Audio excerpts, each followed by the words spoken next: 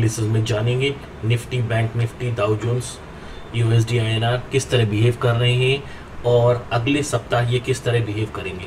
तो अगर आप देखेंगे तो निफ्टी का चार्ट मैंने खोल दिया है, पैरेलल बार्स को बहुत अच्छे से रिस्पेक्ट कर रहा है निफ्टी। तो अगर आप देखेंगे तो पैरेलल बार्स जो हैं उनको बहुत अच्छे से रिस्पेक्ट कर रहा है।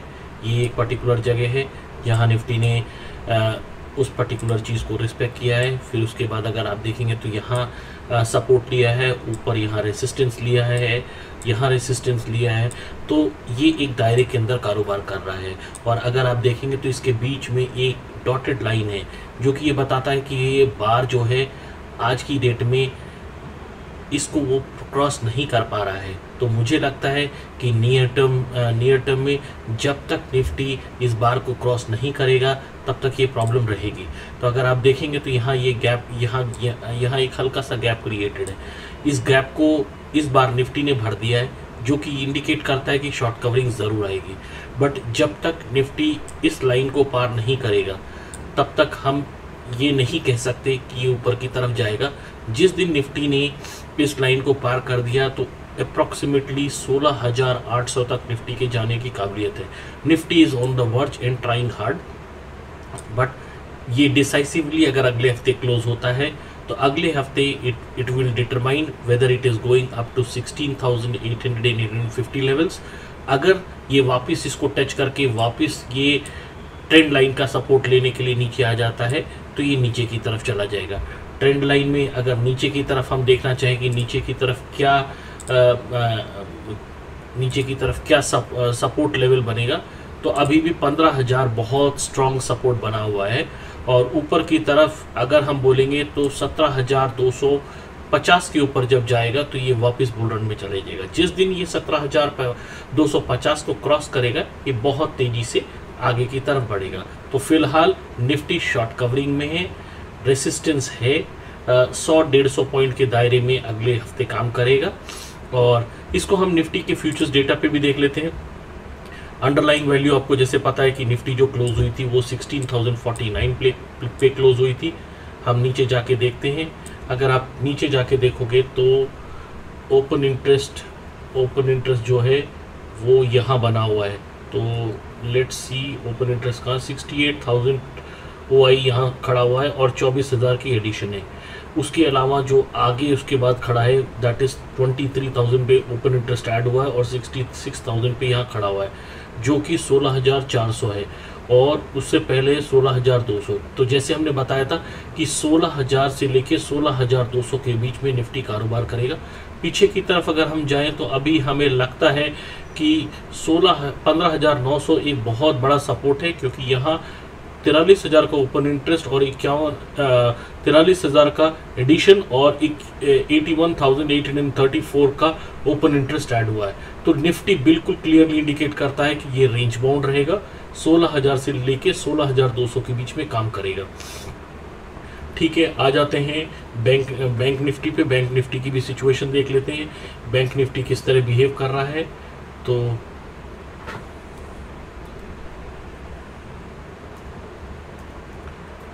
बैंक निफ्टी की भी सिचुएशन हमें पता चल जाएगी। ये है बैंक निफ्टी। बैंक निफ्टी पे आ जाते हैं। बैंक निफ्टी क्लियरली बता रहा है कि अभी वो डिसाइसिव लेवल को पार नहीं कर पा रहा है। बैंक निफ्टी भी ऊपर से अगर आप देखेंगे तो यहाँ सपोर्ट लेके वापस ये नीचे की तरफ वीकली चार्ट पे मंदी दिखा रहा है। हमें लगता है कि 32,592 इसका बहुत तगड़ा सपोर्ट है और यही सपोर्ट से निफ्टी वापस टर्न आउट कर गया था। ऊपर की तरफ जो सपोर्ट है वो इसने ऑलरेडी ले लिया है।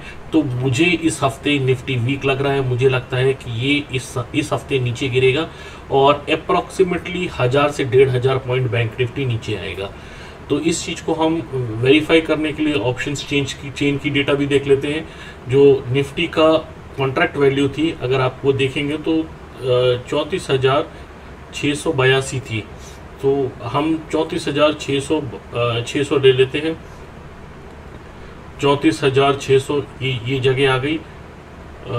इसके कॉरस्पॉन्डिंगली हम देख लेते हैं कि निफ्टी कहाँ जाना चाहिए। ये हमने कॉन्ट्रैक्ट हिला दिया है, तो हमने स्ट्राइक प्राइस उठा लिया है। हम इसको इस महीने के कॉन्ट्रैक्ट पे ले जाते हैं। तो अगर इस महीने का कॉन्ट्रैक्ट जो है वो इस पे सेलेक्ट होगा।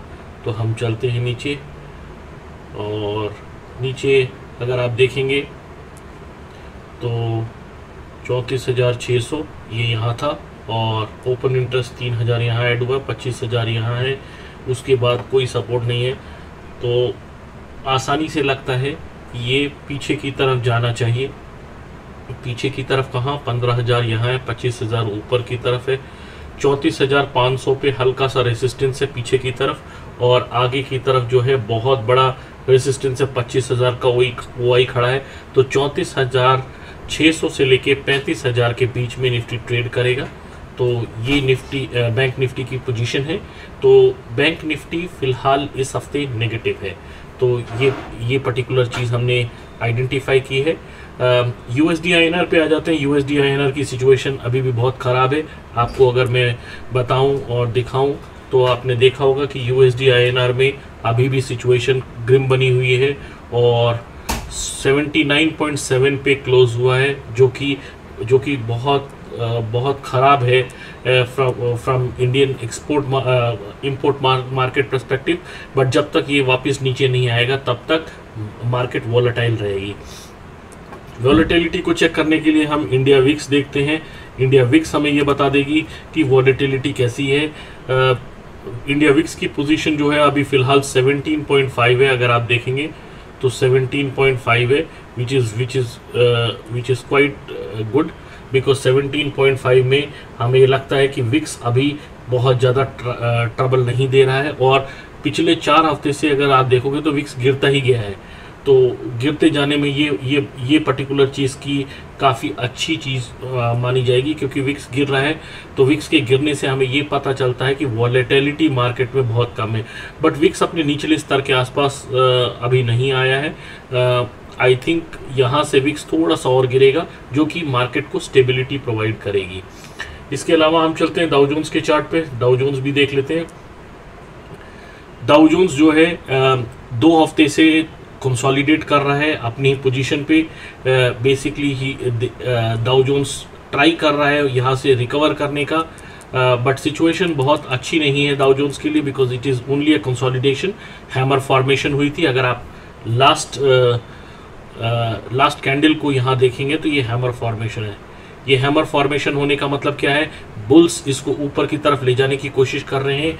अगर उस पर्सपेक्टिव से देखा जाए तो हम एक इंडिकेटर ड्रॉ कर देते हैं ट्रेंड लाइन वाला, जिससे कि हमें पता चले। तो जिस दिन 33,152 क्रॉस करेगा तो डाउ जोन्स वापस रिकवरी मोड में आ जाएगा। फिलहाल डाउ जोन्स पॉजिटिव है, बट कंसोलिडेट कर रहा है। तो पिछले 5 हफ्ते से या 1 महीने से डाउ जोन्स कंसोलिडेट कर रहा है। तो हम चलते हैं, हम आगे भी सिचुएशन चेक कर लेते हैं। हम चेक कर लेते हैं नैस्डैक का क्या हाल चल रहा है।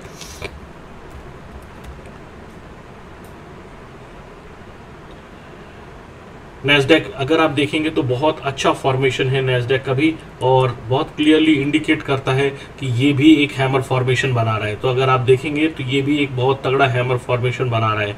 लास्ट कैंडल को देखिए, रेड वाले कैंडल को, जो कि ये बोल रहा है कि बुल्स इसको क्लोज जरूर रेड में हुआ है, बट बुल्स इसको ऊपर खींचने की कोशिश कर रहे हैं, और ये भी 5 हफ्तों से कंसोलिडेट कर रहा है। इसका अगला स्तर जो है वो ये है, जिसको हमें नोट करना है। मैं इसको और क्लियरली मार्क कर देता हूँ सो दैट आपको ये समझ में आएगा। तो ये मार्क कर दिया मैंने। सो 12,745 के ऊपर जैसे ही जाएगा, उस पर्टिकुलर केस में नैस्डैक पॉजिटिव मोमेंटम शो करने की कोशिश कर देगा, और उसके बाद जो अगला रेसिस्टेंस आएगा वो 13,129 रुपये पे आएगा, डॉलर पे आएगा। तो आई थिंक ये इसके बीच की रेंज अभी पकड़ सकता है। तो मुझे लगता है कंसोलिडेशन 1-2 हफ्ते और चलेगी, उसके बाद ये ऊपर की तरफ मोमेंटम शो करने की कोशिश करेगा।